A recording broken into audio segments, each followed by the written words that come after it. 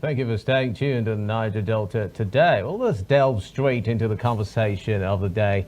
We're turning our sights on the Akwa Ibom House of Assembly and efforts at charting a new path with a proposed law seeking to guarantee peaceful and orderly transition of executive power.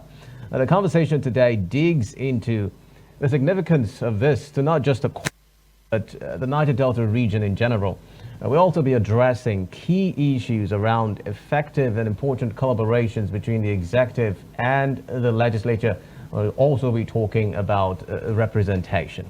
Joining us is member representing Ibom State constituency and chairman House Committee on Health, Nutrition and Food Security.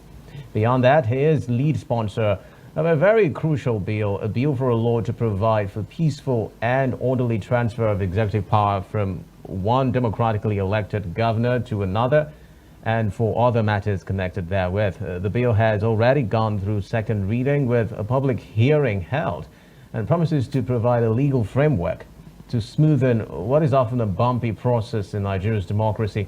His name, Honorable Moses Essien. You're welcome on the program. Thank you for joining us. Thank you very much. It's my pleasure to be here. Well, let's start simple. Why did you feel it was necessary to, sponsor a bill of this magnitude? Is it from any historical perspective that you may have had when you look at the democratic trajectory here in Nigeria? Well, thank you very much for the opportunity for me to address members of the public on this important issue. The bill has a lot of foundation, and one of those things is because I'm a student of government, and having been available in most of the transitional processes in terms of participating in elections and government, I consider it imperative that during transitional processes, it is always very hectic for the incumbent governor. Most of the time, the euphoria of that time might have made a lot of persons run into some issues in terms of knowing the exact thing to do in terms of having a peaceful and orderly transition processes.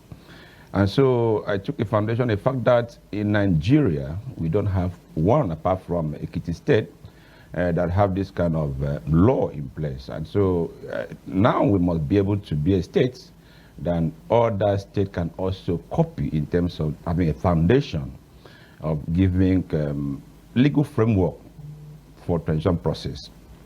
It is just for us to have orderly process of a procedural mechanism where the incumbent sometimes may not have the opportunity to be the one to nominate or to succeed in putting who he believes is his desired successor in place. And so where you don't have that capacity, sometimes you can derail understanding that you are leaving government. And so the legal framework is going to be there to guide you as the one that is in the state of government, but you are leaving. And so that a process must follow to ensure that the person that is coming after you do not have challenges. And so that bill is to lay the foundation where the members of the public need to be guided. The incumbent and the incoming governor-elect need to be guided on the processes that they need to follow during the process of transition power. So they will not leave certain things that need to be done out of place. That is the process. All right. Well, we remember 2015 when, for the first time, an incumbent president handed over peacefully. That process was hailed globally, and a lot of people celebrated it for a serious strength in character. Now, when we talk about at the state level now, especially here in the Niger Delta region, do you have instances where there was issues when we talk about transition of power peacefully, and is that what this bill seeks to achieve? Well, let me also say it here. In Akwa Ibom in 2007, Governor Victor Tar was known by everybody in the state that he has intention to install his own successor, preferred successor. And that was his son-in-law, Dr. Doma Bob Ekarika. And so the people of Akwa Ibom State rose and go for God's will about Akpabio. And at the end of the day, God's will succeeded and emerged as the governor-elect. This may not have gone well with the incumbent at that time. And so we want to look at the fact that when God's will emerged, God's will understand that the outgoing governor, Victor Otta, might have laid some foundation that can be beneficial to Akwa Ibom people. He would not like that kind of project initiated by the administration.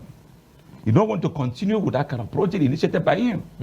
And so this bill is trying to put a legal foundation that where a governor of the state initiated a project that have a live impact on the people of Akwa Ibom State, especially when we understand that this project is initiated by taxpayers' money.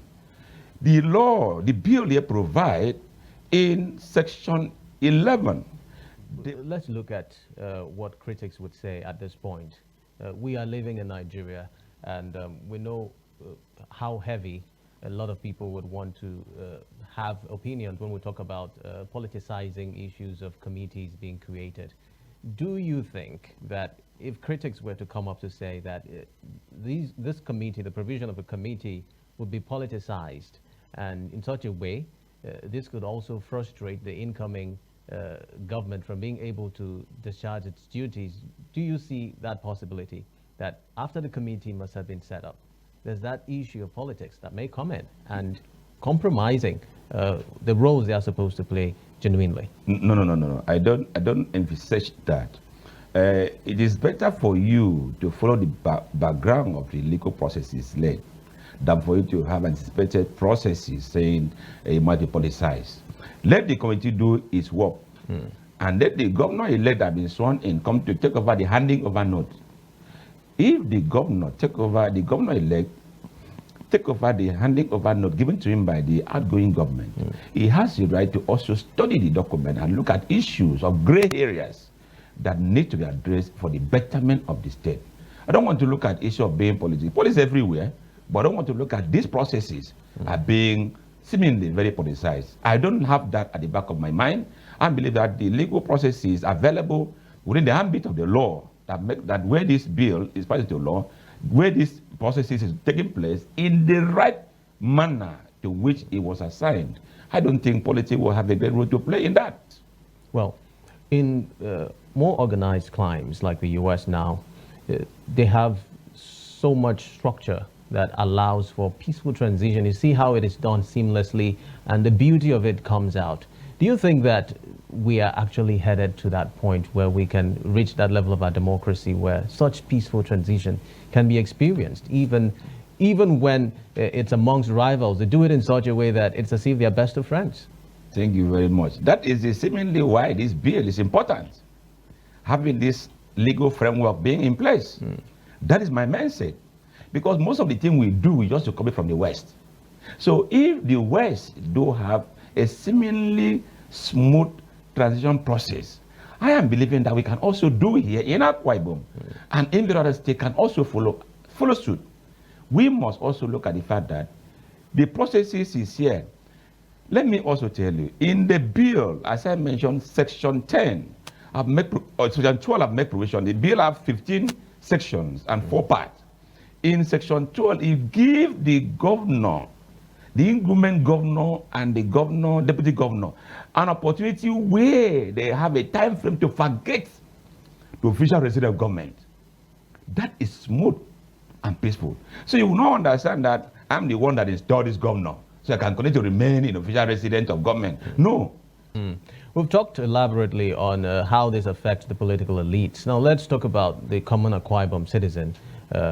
How does this affect the common Akwa Ibom citizen who would want to know the importance of this bill to them? How does it affect our people? Well, that is why I want to salute the initiative of the 8th Akwa Ibom State Assembly, led by Right Honorable Elder Udematong, Because for every bill they want to pass into law, we must subject that bill to the opinion of the people. We must allow the people to have a say to direct, so they can, when that bill is finally passed into law, you must understand it is not the law passed by House of Assembly members of the 26 alone. You must understand that people of the public have opportunity to inject the opinion to direct the affairs of the House of Assembly. And so the common man have the opportunity that I was part and parcel of the public hearing. I make my input. Every input made during public hearing is taken into consideration. There are some person that came during the public hearing and said, no, we should not recognize the office of chief of staff to be included in the committee for a transition process. That when you put a chief of staff as a member of the committee, it doesn't sound right. Some also come to the opinion, no, it is not right for SSG to depend on the chairman of the committee. Rather, it should be a retired chief judge who should be made to be the chairman of that committee. It should be independent and not inside. Let's talk about the food distribution policy of the Akwa Ibom State government. Recently, they flagged up the phase 3, and so far, phase 1, phase 2 had been organized, and a lot of reactions have trailed that particular policy. Some people believe that it is an interesting initiative that is tackled at reaching the very grassroots and people who are most vulnerable. But then there are still issues. By virtue of the committee that you chair, could you bring us some perspective as regards what the House of Assembly thinks regarding this particular activity by the state government? Well, once again, let me also appreciate His Excellency Pastor Moeno for always standing by the resolution and law that is made by the Akwa Ibom State House of Assembly. The Bulk Purchase Agency is a product of the Akwa Ibom State 8th Assembly. And so the governor do not act or traverse it within the ambit of the law. The law establishes agency to make provision for giving food to the vulnerable community of our people. And so I was also in attendance in my own constituency when the officials of the Bulk Purchase Agency, led by the Commissioner for Humanitarian, came and made the distribution. I want to say I was impressed. There are some persons who are widows in our communities are looking for help. Their husband have died. Sometimes they don't have children that take care of them.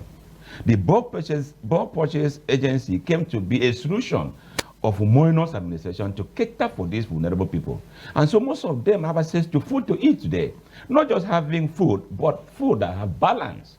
Because by the time you give somebody rice, you give beans. You have the capacity. If you put vegetable inside there, it's a very balanced food to sustain you. And so as the chairman House Committee on Nutrition and Food Security, I want to commend the initiative of the governor who brought this executive bill to the House of Assembly, and commend the speaker for standing by us, and then we get the bill passed into law, and then they establish the agency today. And the agency is doing well for now, and the Akwa Ibom people are very excited and happy that food have been made available to a lot of persons in our rural communities to have access to good food to eat. This has never been done by the previous administration we have in this state. But this initiative, maybe it's because we have a pastor as a governor. Sustainability is another issue that persons are concerned about. Do you think this process is sustainable? Are we going to continue giving free food, or is there a bigger picture that we're looking at in Akwa Ibom State? Thank you very much. The agencies have come to stay. It's a creation of the law. Successive administration have to also work with that agency. The society is made of strata. All thinkers are not equal. So when you make industry for those that have the prerequisite in terms of qualification, you must be SSCE holder, you must be BSc holder, you must be supposed to work in that industry. How about the handicapped? How about the less privileged? How about the disability community? How many of them are going to be employed in those industries to work? And so, don't you think government have the responsibility to talk about the welfare of the members of the community where they govern? And so I'm sure with the establishment of this Bulk Purchase Agency by creation of law is going to be sustained, because any other government that comes in must also work with that agency. Honorable, let's bring this home to Ibion Ibom, where you represent. If you were to look at your activities currently, what would you say are those significant steps that you have taken towards effective representation for the people of Ibionibon? Well, thank you very much. Let me start first on the issue of security. When I came in, we had challenges. There were particular individuals that were terrorizing the local government. Went to people that were using POS machine as their businesses to survive. Go to them, point guns at them, collect their money, maim them, and other things. The police were handicapped at that time because of issues that happened. And so the first thing I did was to buy, in my first 100 days office, I bought a functional vehicle to the Nigerian police force to help fight the issue of insecurity in my local government. That was number one. Number two, I look at the fact that the chairman has committee on health. How can I use my position as the chairman has committee on health to impact the life of my people? So I organized a medical outreach where more than 118 persons were given free medical surgeries. Alliance with Nigerian Medical Association, alliance with the AQs, alliance with Rotary Club, as a member that I am, alliance with the Heartland Alliance, alliance with the Nigerian Medical Association, the laboratory scientists, the pharmacists. I brought them all to also work with me. And at the end of the day, I was able to impact on the health sector of my people. Number two, go to education aspect. I look at the fact that most of the parents are indigent and they cannot afford to cater for their students that are sent to school. And so I rolled out a 5 million naira scholarship grant to be able students. I see that was not enough. I also going to helping those that have small businesses. I put up 10 million naira business grants. I go around to make sure that this business grant doesn't only go to maybe my campaign council. I move with the youths, the women, the chiefs, and the disabled communities, and ensure that this 10 million naira is shared to reach them so they can help them enhance their businesses. This is not enough. I can also tell you today, if you take a walk to my village, if you're Edemurwa, where I come from, you have a 1,500 capacity civic center built by me as a constituency project. You also see a borehole water powered with solar that is giving water to the community. These are some of the things you do that have life impact on the people you represent. It's not enough. I'll continue to do more. By this December, I'm going to impact on, look at the sport aspect to help showcase the sport talents of our youth. Today, we can look at how many people are making millions of naira, more than politicians, through sports. So I'm going to initiate, I've inaugurated a committee, first ever Essien football competition for Ibionibon youth. And that's going to kick off by next month. These are some of the issues I can mention, what Essien have done to touch the life of his constituents. All right, let's dock with this last question. When you look ahead now, you've spoken about the futuristic plans towards ensuring that your representation is even more effective. Do you think of any legacy projects that you hope to leave behind so that when you eventually leave office, your name continues to echo ahead of time? Yes. One of those projects, apart from the issue of constructing a civic center in my village, I want to ensure that in each of the zones in Ibiono, I have a water project initiated in my name. By God's grace, by next year, first quarter of next year, I'm going to go to southern Ibionibon. I've also included construction of a 3-number classroom block in western Ibiono. It is the budget of 2025 to be implemented very soon. And so that shows that if we have 5 geopolitical zones in my local government, each of the zone must have something to make a reference point. When Essien was in the House of Assembly, this is what they did for me. It is my pet project, I believe. I cannot live without having a footprint in the sun of time. Yes. Lastly, the Akwa Ibom State government is very big on agriculture. Have you done any work in that regard? Yes. We try to make an impact by alliance with my campaign council that see me to this House of Assembly because I cannot dismantle them. For everything I do, I work completely with them. And so we are trying to look at what we can do in terms of providing incentive to farmers by first quarter of next year. That is the angle where I believe I'm not duly touched. And so as the chairman House Committee on Nutrition and Food Security, I'm also interested in how measures will be done to make food available to our people. This is the program we have lined up for first quarter of next year. And I can assure you by the time that is done, I will still come here to tell members of the public. Honorable Member representing Ibionibom State Constituency and Chairman, House Committees on Health, Nutrition and Food Security, Honorable Moses Essien, thank you very much for speaking with us on Niger Delta today. We appreciate your views on the program. It's my pleasure to be here. I will be here any other time you need my presence. It's nice talking to our people. Thank you very much Nigeria.